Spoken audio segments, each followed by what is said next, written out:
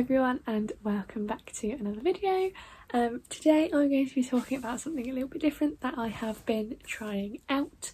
I apologise for the lighting. There is no other place I can sit in my room that has a nice surrounding, so we're gonna stick with here.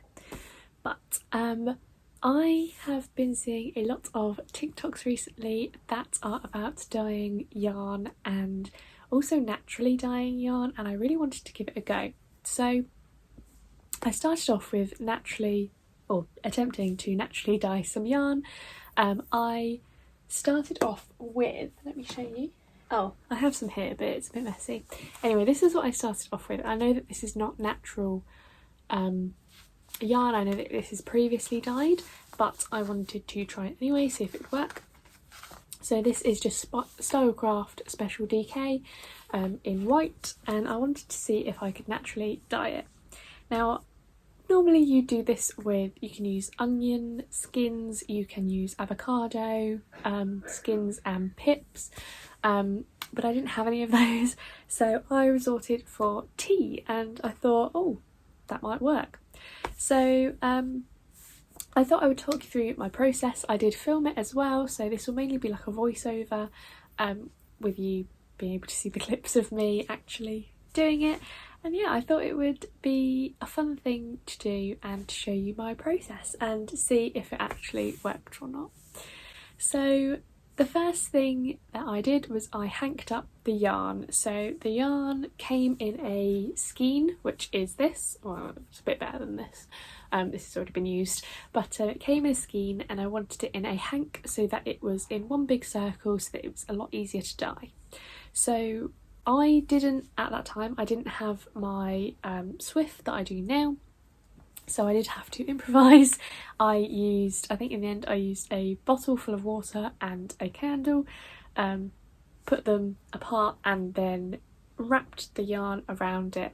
It took me a while, not gonna lie, and it didn't come out the best, but it was better than nothing. The following day after I did this, actually, I saw somebody on TikTok using a chair and using like the back of a chair. I thought that was pretty clever, and I would do that, but now I have my Swift, so I don't need to. So yeah, once I'd hanked up the yarn, I was ready to prep everything, so I started to boil the water so that it was ready for the tea. I then soaked the yarn in cold water in a separate pan, because dye only attaches to wet yarn. It would not work if your yarn is dry. So you soak it for a little bit before. I think you're meant to do it for like half an hour, but I am way too impatient to wait half an hour to wait for it to soak properly, so I just did it for a few minutes, but it still worked well. And then I decided to start making my tea, a big pot of tea. So I popped in all of the boiling water, and in the end I think I used 3 tea bags. They were just normal Tetley tea, I think, because I did want it to be quite dark, but I will show you the results at the end. So after I had let the tea brew for a little bit and I'd given it a good mix and taken the tea bags out, I added in my yarn. I made sure that it was all covered so that the tea would soak into every part. I didn't want any parts to still be white, so I pushed it down. I used a metal spoon, but you could probably use anything, and I kind of swished it around just to make sure that it was all covered. And then I let it cook for a little bit, probably about 10 minutes, and then I turned the hob off and I let it cool. This took a lot longer, obviously, but after I had let it cool, I then rinsed off any of the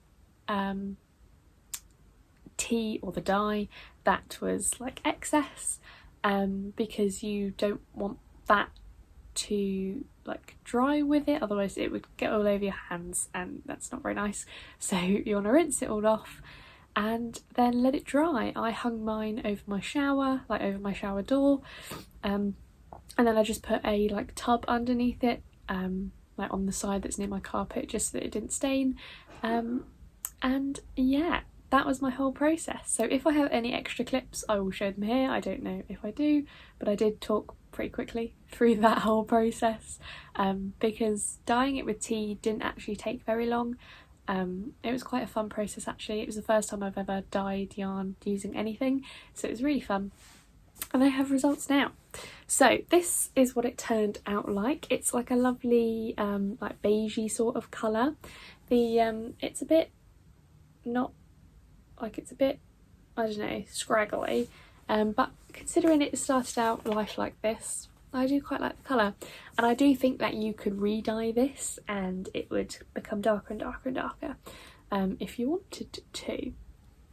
In terms of the feel of it, because it started out life as an acrylic yarn and it obviously still is,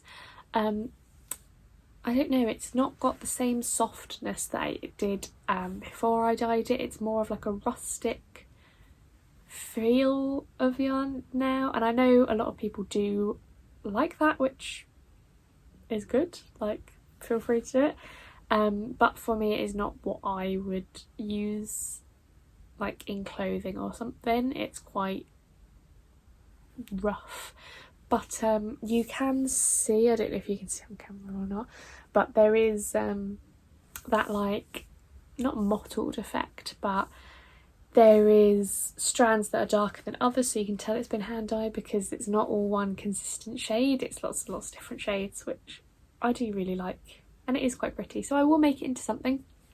I'm not sure what yet, but I do really like it. And also it's, I don't know, it's a bit messy, but I really do like it.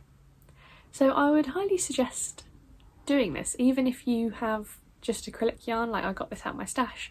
It's not like, it has been previously dyed, so that might affect it, I don't know, but I do love it. Like, it was such a fun process. So even if you're not gonna like carry on doing this, I would suggest trying it because it is very fun and I feel like a scientist brewing my tea. So yeah, that was it really. That was all I wanted to show you. This might be a very short video, this might be a very long video, I have no idea. I think it's going to be rather short, but I hope you enjoyed it. This was my little journey of naturally dyeing yarn. I really enjoyed it.